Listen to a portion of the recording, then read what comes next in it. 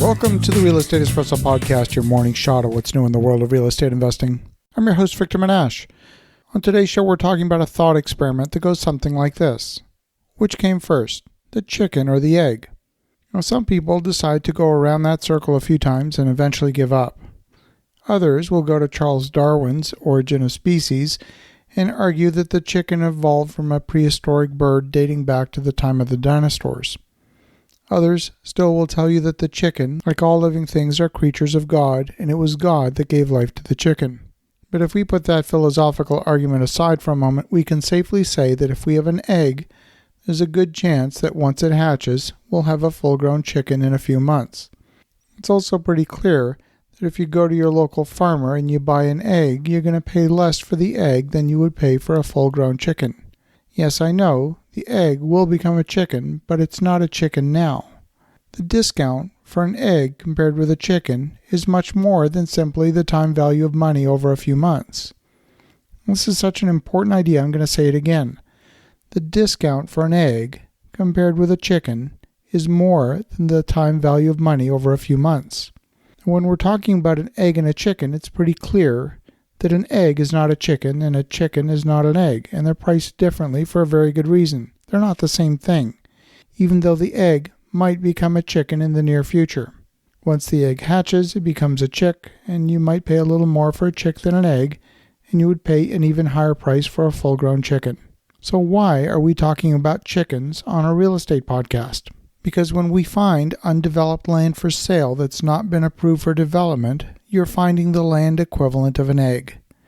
Yes, you can go through the zoning approval process. You can have the site plan drawings completed. You can hold the community meetings and collect the feedback from the community. You can develop the stormwater management plan so your newly developed property won't cause flooding on your neighbor's property.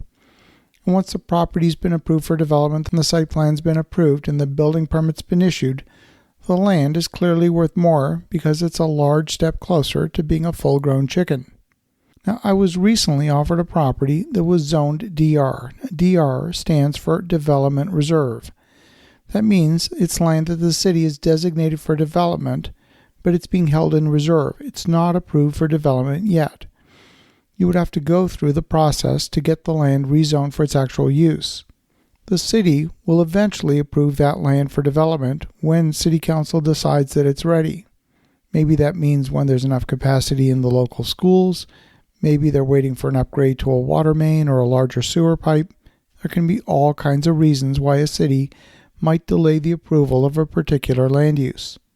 This particular seller was valuing the land as if it had already been fully developed and all the services were in place. But the truth is, this land was not a full-grown chicken. It was very much still an egg.